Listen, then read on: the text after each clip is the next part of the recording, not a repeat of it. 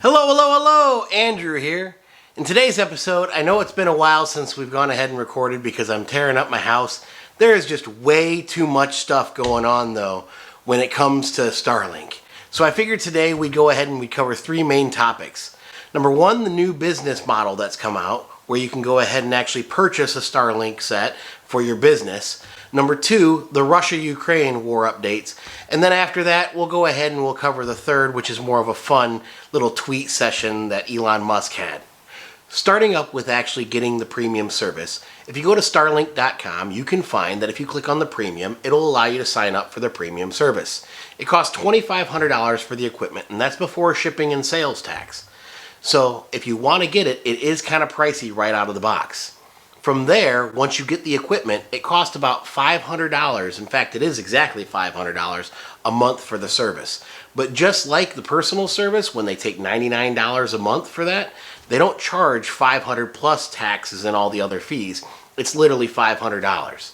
I really appreciate that when it comes down to my monthly service for Starlink, of it just being the $100 every single month with no like $100 times 1.0725. I find that to be phenomenal.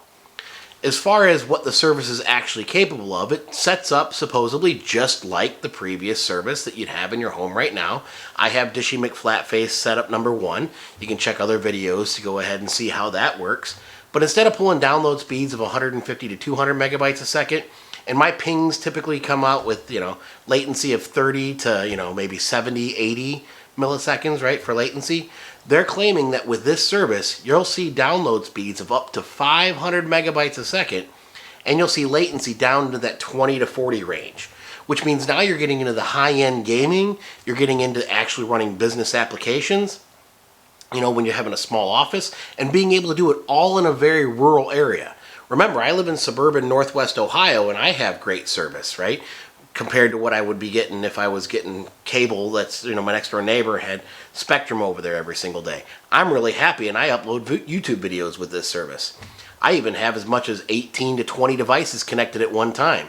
But this upgrade, being a small business, you could probably get somewhere, I'm guessing, between 40 and 60 devices with no issues and not having anything interrupted. As far as what I'm doing, well, I'm probably keeping my exact same service that I have right now because for a home application, my small business isn't large enough to need that extra bandwidth. However, if you are looking to go ahead and to get this service and you are an existing customer, they do guide you exactly how to go ahead and do that. You can go ahead, assign yourself in there to sign up for it. The system will automatically know that you are an existing customer and will assign you priority service to get you new equipment out so you can make that upgrade from the $100 a month charge to the $500 a month charge for the home service. I couldn't find any good information, though, about turning in old Dishy McFlatfaces and putting them to use, so that way they could send out refurb kits to other people, even if it was free of charge, what to do with it afterwards. I couldn't find any good information on that, and I will ask Starlink support and see if I can't get better clarification on that. As far as what other options you would have, remember, we talked about this in the past, it is possible, if you go ahead and contact Starlink, that you could possibly transfer your service. So you could pull it from one house and put it on another. One of the things that I'm curious about, though, is I own affordable housing. So another question I'll come back to you in the future with is, let's say for my own personal business, I upgraded from my own home service to the business unit. Could I take my home unit that I already own, that 1.0, and transfer that to, say, a triplex where I have some customers who don't pay utilities and I'm actually providing affordable housing, therefore they don't need 3 separate internet services there. It would benefit me from a business perspective because even though they would be able to run their own devices in their one-bedroom apartments, I would be able to go ahead and have my have my camera service for security actually monitoring the building.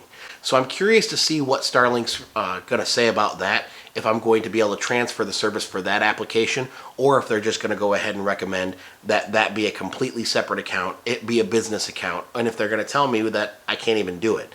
So that'll be to come in the future. Next up on the list is the Russia-Ukraine war. Let's be real, I'm not doing any breaking news stories here by telling you that Russia invaded Ukraine.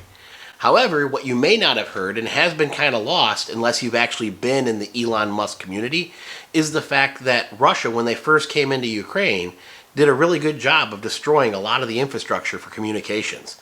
Which, if you ever have talked about war and talked to anybody that's a veteran of the military or armed services, such as I am, you know communication is key when you're out there in the field to physically know what's going on at all times. Well, when you destroy things like ground infrastructure so that way you don't have internet, that way you can't call, you don't have cell phone towers, at that point in time, you have utter chaos for your armed services, especially the ones that are on the defensive. Well, Elon Musk went ahead and sent over to Ukraine a bunch of Starlink units to ensure that they could utilize the internet service that was going ahead and being provided around the world. Now, I think that's absolutely phenomenal, and it's a definite gesture of seeing which side Elon and at least SpaceX stand on, and that is the side of peace, in my opinion.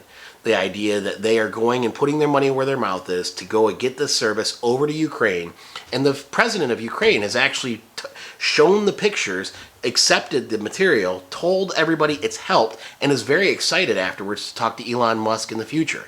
I mean, at least that's one president that physically gets it.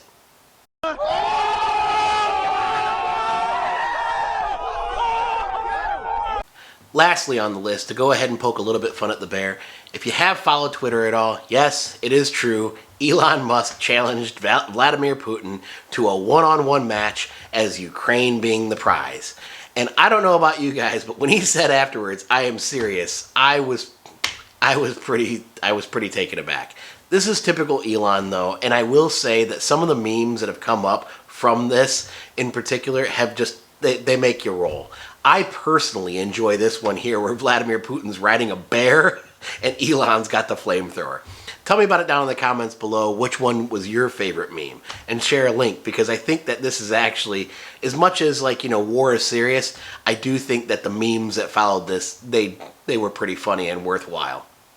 Well, that about wraps up today's episode. What I want to know, though, is how you feel about Starlink's premium service, the fact that SpaceX donated Starlink terminals to Ukraine, and the idea of what is the best meme to represent Elon versus Vladimir Putin, and who would actually win in that scenario. Tell me about it down in the comments below. And thanks again for joining me today. If you haven't done so already, hit that thumbs up button, click that subscribe button, and consider sharing this with one of your friends. It really helps out the channel.